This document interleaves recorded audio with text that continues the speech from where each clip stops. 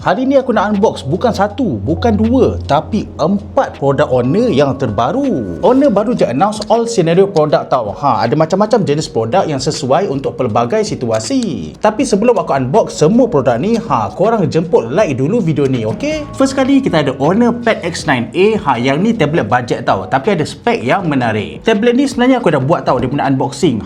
Cuba tengok. Ini rupa tablet dia, memang betul-betul cantik tau. Yang bestnya kalau korang beli tablet ni siap boleh dapat free keyboard dengan pensel tau. Lepas tu siap dapat free 3 month subscription untuk iQIYI apps. So memang sedap lah kalau korang nak layan entertainment. Lepas tu yang kedua kita ada tablet juga. Ini dia Honor Pad V9. Yang ni special sikit tau. Dia ada IMAX Enhance. So ini tablet dia, coba tengok. Memang betul-betul cantik tau. Dia punya screen pun memang betul-betul terang. Dia punya screen ni kalau korang tengok memang betul-betul lebar tau. Dan dia punya bateri pun besar. Yang bestnya tablet ni pun ada aksesori dia tau.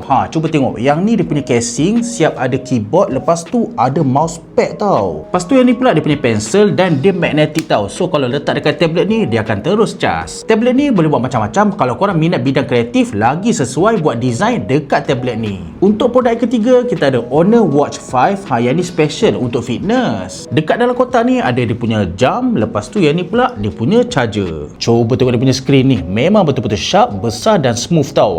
Tengok tu, nak swipe pun senang je. Dan last sekali, kalau korang pentingkan productivity, ini dia Honor MagicBook X14. Coba tengok dia punya laptop, memang betul-betul cantik tau. Yang ni warna silver. Dekat dalam kotak ni kita ada charging adapter dan USB Type-C to C kabel. Aku rasa laptop size 14 inci memang betul-betul just nice tau. Cuba tengok. Dia betul-betul kecil dan portable, senang nak bawa pergi mana-mana. Dekat tepi ni ada headphone jack dengan USB-A port. Lepas tu dekat belah satu lagi ada USB Type-C, USB Type-A dengan HDMI port. So itu dia guys, unboxing untuk 4 all scenario produk daripada Honor. Korang bayangkan, satu brand boleh keluarkan 4 jenis produk yang sesuai untuk pelbagai situasi. Untuk productivity boleh pakai Honor MagicBook X14. Untuk creativity boleh pakai Honor Pad V9.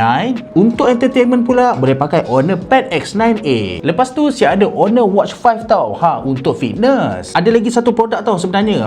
Honor Earbuds Open. Earbuds tu memang ringan tau. Sesuai lah untuk pergi travel. Aku akan review semua produk dekat sini, tapi sebelum tu jangan lupa like, komen dan follow dulu, okey?